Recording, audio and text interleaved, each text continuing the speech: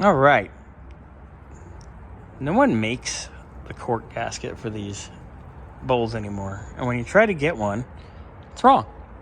Or you get a filter that's been on the shelf so long, it's dried out. So we made our own. Pays being able to read and trace things. Perfection. We just blew through both ends, took care of that problem, made sure we're good. All right, that's ready. I'm gonna tighten down the carb, and then because we want to blow through the lines, we'll just have them ready. We'll blow through everything. Yeah. Wednesday. Gary, did you know you're also a hand model? Look at that, look beautiful. Look at that. You're not gonna be doing like nail salon videos or commercials, but you can tighten a nut down. That's fine. All right.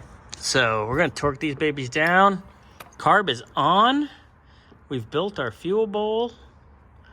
We actually could blow out that side real quick and at least get it in there and hanging so it's not chilling out on the bench.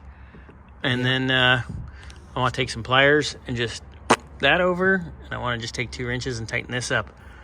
And then that's where we'll pause until Wednesday. This will hang out till Wednesday.